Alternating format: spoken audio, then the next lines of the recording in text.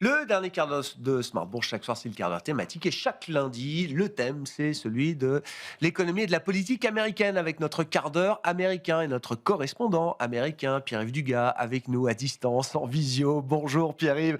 Merci beaucoup d'être avec nous. Bon, ça va être le fil rouge de la semaine, toute une série de données aux États-Unis, statistiques relatives au marché du travail et à l'emploi américain pour essayer d'y voir plus clair, permettre d'éclairer peut-être un peu mieux les banquiers centraux de la Réserve fédérale américaine. Pierre-Yves, est-ce que la Fed, en amorçant un mini-cycle ou un cycle de baisse de taux, peut venir en soutien d'un marché du travail qui serait en train de se dégrader, selon l'histoire qu'on est en train de raconter? C'est une de ses missions officielles. Elle se doit d'essayer de le faire. Le Congrès lui a ordonné, il y a plus d'une décennie, de s'occuper à la fois de la stabilité des prix et de maximiser l'emploi. Il y a tout de même, cette fois-ci, dans ce cycle économique un peu brumeux, des forces qui jouent sur l'emploi américain qui vont complètement échapper à la Fed parce qu'elles échappent largement aux oscillations de l'offre de crédit. Il y en a au moins trois. La première, c'est les droits de douane. C'est nouveau, ce phénomène. Et ce qui était une théorie dont nous avions parlé ici il y a un peu plus de 3 semaines est maintenant de plus en plus repris un peu partout et demande encore à être vérifié plus précisément et mesuré. Mais il semble bien que la grande variable d'ajustement des entreprises dans ce contexte d'augmentation des droits de douane, jusqu'à présent, ne soit pas tellement les prix qui sont présentés au consommateur final, mais plutôt l'emploi. En d'autres termes, les entreprises américaines voient leurs coûts augmenter, mais les petites en particulier se rendent compte qu'elles n'ont pas de pricing power, la capacité d'augmenter leurs prix, parce que l'environnement est trop concurrentiel et parce que leurs catégories de consommateurs sont par ailleurs trop soumis à diverses augmentations de prix. Donc, elles sont obligées de jouer sur la productivité, sur leurs marges et essentiellement sur leur capacité à embaucher du personnel. Et bien qu'elles aient la possibilité d'embaucher du monde, elles ne le font pas. C'est la première chose sur laquelle la baisse du coût du crédit souhaitée par la Fed pourrait buter dans le viseur d'améliorer la situation de l'emploi. Autre problème nouveau, l'intégration petit à petit, mais ça commence à se voir, de l'intelligence artificielle dans les processus des entreprises. Je suis frappé de voir que des grands patrons, c'est-à-dire des patrons de sociétés qui emploient énormément de monde, à commencer par la première d'entre elles, Walmart, 2,5 millions d'employés. Amazon, avec des effectifs du même ordre. JP Morgan Chase. Ford, qui emploie beaucoup moins de monde, mais qui a une empreinte énorme dans l'économie américaine. Tous disent maintenant la même chose. L'intelligence artificielle est en train de changer tous les emplois de notre entreprise. Le patron de Ford, M. Farley, va même jusqu'à dire que 40% des emplois de col blanc aux États-Unis, in fine, vont disparaître en raison de l'intelligence artificielle. Et c'est certainement un des facteurs qui joue sur le ralentissement de l'embauche des jeunes diplômés, et pas simplement dans le secteur de la programmation informatique, qui, pour les applications de base, de ce que l'on m'explique, est de plus en plus maintenant faite par des machines. Dernier point qui joue sur l'emploi, on en reviendra peut-être tout à l'heure si l'on parle du shutdown, Hein. c'est l'élimination nette d'emplois dans le secteur public fédéral.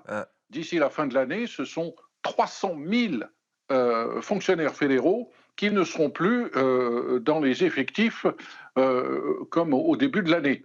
Quelques 150 000, normalement, au cours de la semaine qui commence, vont disparaître parce qu'ils ont souscrit au programme d'incitation au départ qui leur a été présenté par Elon Musk avec son Doge au printemps. 300 000 emplois, ça fait quand même beaucoup, même à l'échelle américaine, c'est un peu plus qu'un joli mois de création nette d'emplois. Et contre ça, la Fed ne peut rien. Bon, On verra jusqu'où la Fed pourra mener à bien ces baisses de taux. Le marché en attend encore un certain nombre et on verra si la Fed peut délivrer autant que ce que les investisseurs attendent. Cette semaine sera de toute façon éclairante, même si ce sont des chiffres qui seront révisés avec toute une série de données, je le disais, statistiques liées au marché du travail et à l'emploi américain, et notamment le grand rapport sur l'emploi américain pour le mois de septembre qui sera publié ce vendredi à 14h30. Shutdown ou pas shutdown, on se retrouve à peu près chaque année à la même époque pour se poser cette question, Pierre-Yves.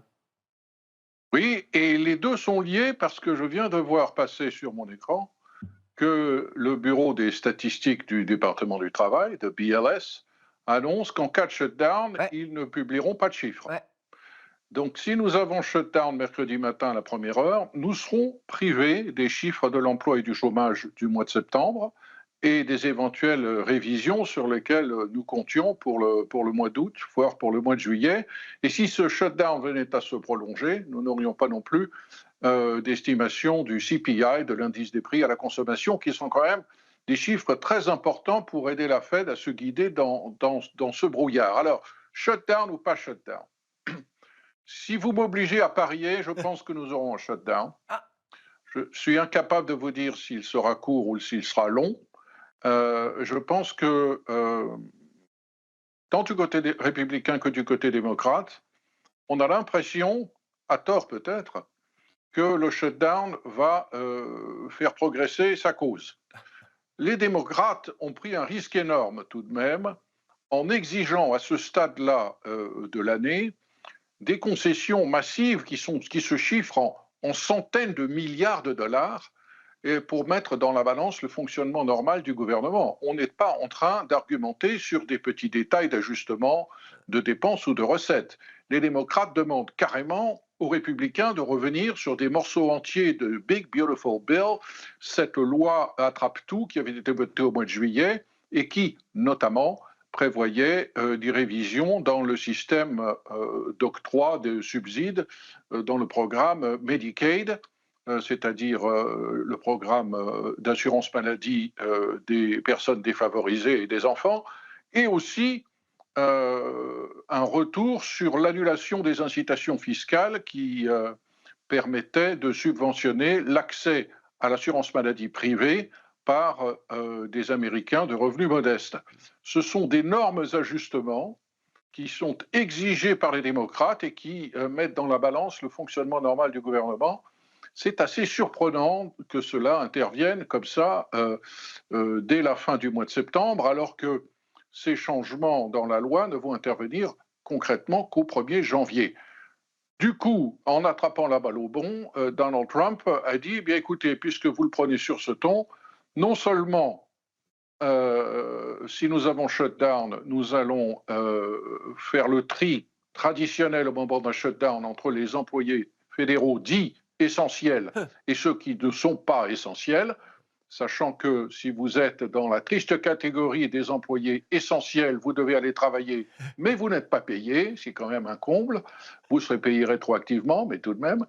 Mais en outre, Donald Trump a demandé à M. Russ Vought, qui est la personne la plus redoutée à Washington et la plus détestée par les démocrates, c'est le patron du bureau du budget et du management, qui joue un rôle énorme en cas de shutdown, parce que c'est lui qui décide qui travaille et qui ne travaille pas, et qui a dit nous allons profiter de cette occasion pour, si nous trouvons des services et des effectifs qui ne sont pas alignés dans les politiques, dans le sens des politiques de la Maison-Blanche, et dont le financement n'est pas séparément assuré par d'autres lois, nous nous réservons le droit de supprimer définitivement, c'est-à-dire de licencier purement et simplement ces fonctionnaires et non pas simplement de les mettre à pied le temps que démocrates et républicains se mettent d'accord sur un budget. Bon, bah, réponse dans les prochaines heures avec ce traditionnel rendez-vous, effectivement, entre les deux grands partis américains, démocrates et républicains. Donald Trump rencontre aujourd'hui les différents leaders du Congrès, à savoir les leaders de la Chambre des représentants et du Sénat sur ce sujet du shutdown. Merci beaucoup, Pierre-Yves. Pierre-Yves Dugas avec nous chaque lundi dans Smart Bourse pour notre quart d'heure américain, à retrouver bien sûr en replay sur bismart.fr ou encore en podcast sur l'ensemble de vos plateformes préférées.